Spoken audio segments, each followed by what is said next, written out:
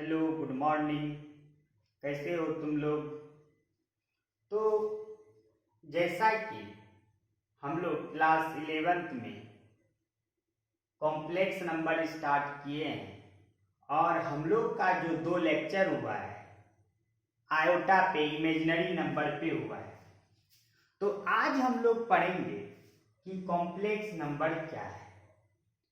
तो सबसे पहले कॉम्प्लेक्स नंबर में क्या क्या पढ़ना है वो थोड़ा ध्यान से सुन लो। सबसे पहले तो इसका डेफिनेशन क्या है, फिर इसका एग्जाम्पल बताना है, फिर कुछ कॉम्प्लेक्स नंबर का प्रॉपर्टीज है उसको बताना है और उसका थ्योरी करना है। तो कॉम्प्लेक्स नंबर एक ऐसा number which is in the form of x plus i y, जो x प्लस आई वाई के फॉर्म में लिखा जा सकता है या जो x प्लस आई वाई के फॉर्म में होता है उसको कॉम्प्लेक्स नंबर कहते हैं। और कॉम्प्लेक्स नंबर को हम लोग z से डिनोट करते हैं। z equal to x plus i y, जहां पे x और y तुम्हारा रियल नंबर हुआ। इसके जगह हम लोग रियल नंबर की जगह कुछ भी 2, 3, 4, -5 कुछ भी हो सकता है। तो कॉम्प्लेक्स नंबर का सिंपल सा मीनिंग, किसी नंबर को जब x प्लस आई वाई के फॉर्म में लिखते हैं तो उसको हम लोग कॉम्प्लेक्स नंबर कहते हैं। तो इस कॉम्प्लेक्स नंबर पे हम लोग और एग्जाम्पल देख सकते हैं, जैसे z equal to 10 minus 10i, z equal to 1/2 plus 1/3i, z equal to 5i। तो बोलोगे ये तो सिर्फ i है इसमें, तो तुम इसको x प्लस आई वाई बना सकते हो 0 प्लस 5i। फिर z इक्वल टू, मान लो सिर्फ 5 है तो तुम इसको 5 प्लस 0 इंटू आई बना सकते हो। तो इससे ये बात हो गया कि किसी भी रियल नंबर को, मतलब किसी भी रियल नंबर को हम लोग कॉम्प्लेक्स नंबर में रिप्रेजेंट कर सकते हैं, या किसी भी ओनली इमेजिनरी नंबर को, इसको भी हम लोग कॉम्प्लेक्स नंबर में रिप्रेजेंट कर सकते हैं। तो देखो, जैसे कि इसमें ये सिर्फ रियल नंबर था तो इसको 5 प्लस 0 इंटू आई कर दिए, और ये 5i था तो इसको 0 प्लस 5i कर दिए। ये हम लोग का हुआ रियल नंबर। और इमेजिनरी नंबर को भी हम लोग कॉम्प्लेक्स नंबर के रूप में रिप्रेजेंट कर सकते हैं। तो अब इसके बाद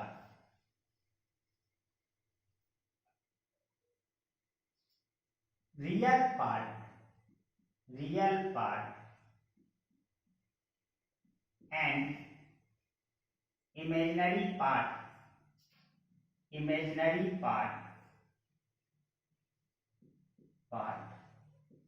ऑफ अ कॉम्प्लेक्स नंबर।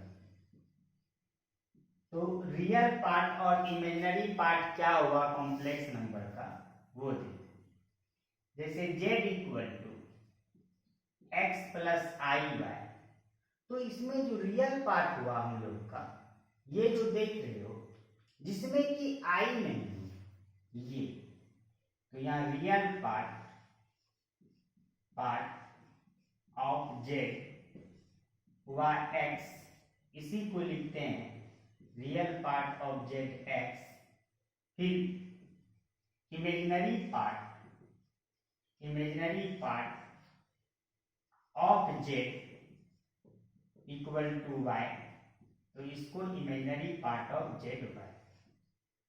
तो किसी भी कॉम्प्लेक्स नंबर में रियल पार्ट का मतलब होता है जिसमें i नहीं रहता है, कांस्टेंट। जैसे देखो इसमें ये i नहीं है, और जिसमें i रहेगा उसको हम लोग इमेजिनरी पार्ट ऑफ z कहते हैं। जिसको हम लोग i m of z equal to y लिखेंगे। इस पे हम लोग एग्जाम्पल भी देख सकते हैं।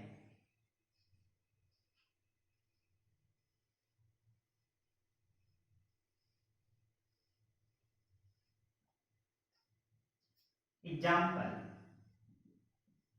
z इक्वल टू 5 प्लस 25 आई, तो इसका रियल पार्ट ऑफ z 5 हुआ और इमेजिनरी पार्ट ऑफ z 25 हुआ।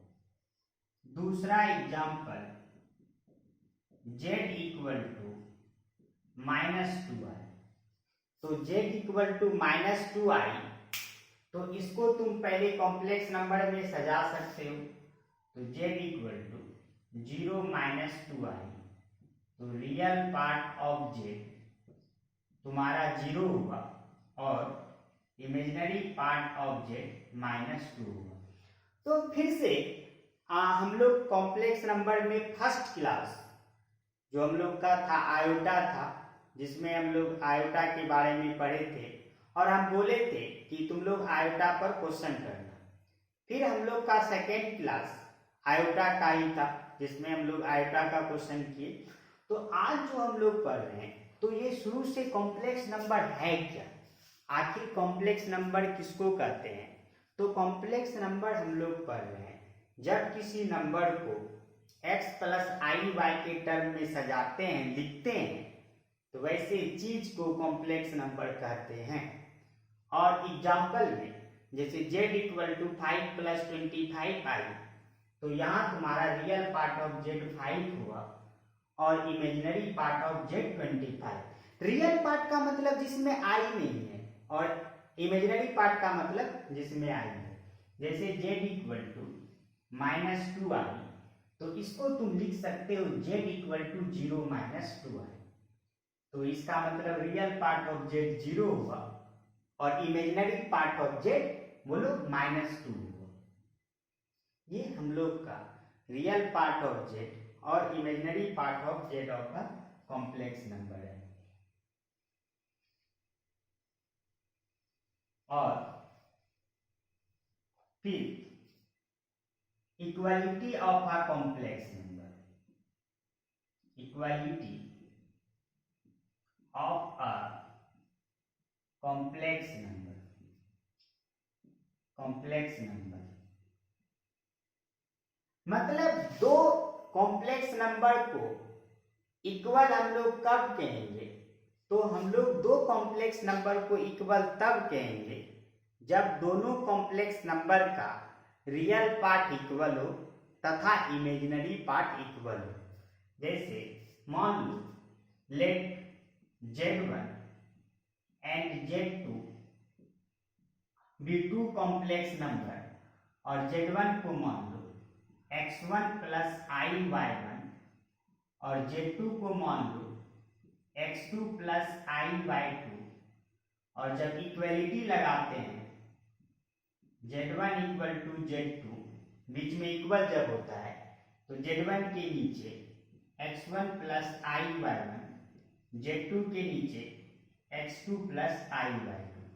यदि तुम्हारा बीच में इक्वल होता है तो रियल पार्ट इसका ये हो, तो हम लोग कंडीशन क्या पढ़े हैं कि इक्वलिटी में क्या होता है कि real part of z1 equal to real part of z2, it means x1 equal to x2, और आई पार्ट वाला जो है दूसरा imaginary part of z1 equal to imaginary part of z2, और इमेजिनरी पार्ट ऑफ z1 क्या है y1 equal to y2।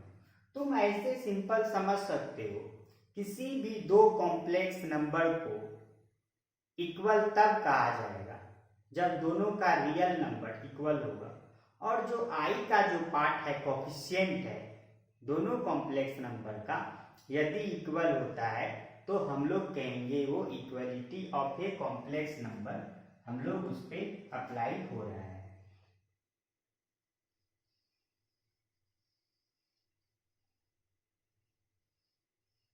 जैसे equality of a complex number पे, equality of a complex number पे एक अगर क्वेश्चन देगा, if 2x plus 5i equal to 10 plus 20i, तो देखो बीच में हम लोग का इक्वल है और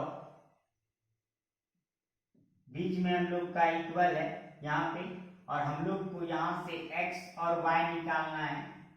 तो इक्वलिटी ऑफ लिखेंगे इसे कि bye equality of complex number, ये वाला पार्ट इसके इक्वल, मतलब रियल पार्ट यही हुआ इसका, और ये तो 2x इक्वल टू 10, तो यहाँ से x इक्वल टू 5, और इमेजिनरी पार्ट मतलब i वाला पार्ट में इसमें y है और इसमें 5, तो 5 इक्वल टू y, तो y इक्वल टू 5। तो कितना भी और कैसा भी क्वेश्चन है, मान बहुत बड़ा सा दिया है, फिर बीच में लेकिन इक्वल है, तो इसका रियल पार्ट और इसका रियल पार्ट इक्वल कर देंगे, और फिर इसका इमेजिनरी पार्ट और इसका इमेजिनरी पार्ट हम लोग इक्वल कर देंगे। देखो तुम लोग का तभी ये पढ़ाई सक्सेसफुल होगा जब तुम लोग खुद से क्वेश्चन करोगे। तुम लोग इस थ्योरी को एक अच्छे नोटबुक में और बहुत ही जबरदस्त तरीके से साफ सुथरा लिखोगे, और फिर उसके बाद हर एक टॉपिक के बाद तुम लोग खुद से क्वेश्चन करोगे, तभी ज्यादा ये सक्सेस करेगा। क्वेश्चन करना जरूरी, बिना क्वेश्चन का मैथ्स नहीं। जब तक क्वेश्चन नहीं करोगे तो नहीं, क्वेश्चन ज्यादा करना होता है। तो अब देखो, जैसे एक बात आएगा कि स्टैंडर्ड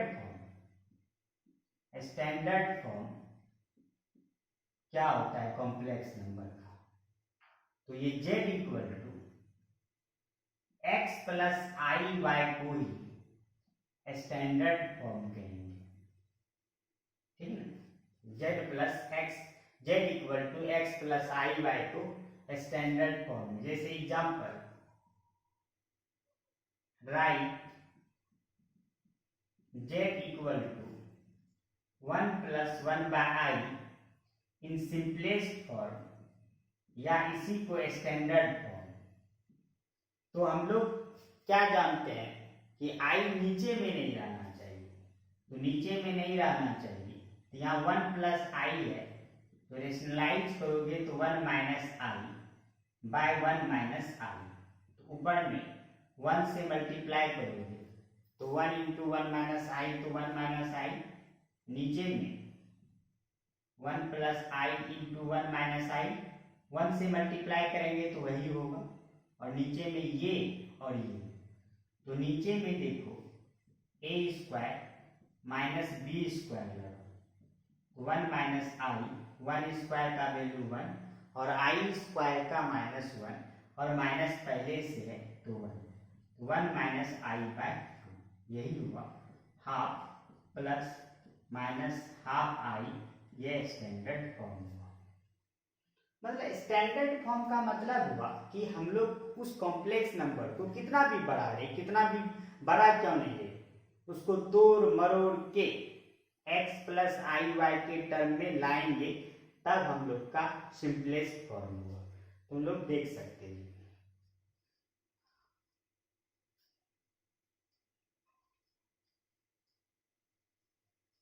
फिर हम लोग कल के क्लास में इसके बाद कॉम्प्लेक्स नंबर में इसके बाद जो टॉपिक होगा कल के क्लास में पढ़ेंगे, तो तुम लोग इस टॉपिक को जो आज क्लास हुए उसका थ्योरी लिख लोगे और उसको रिवाइज करोगे।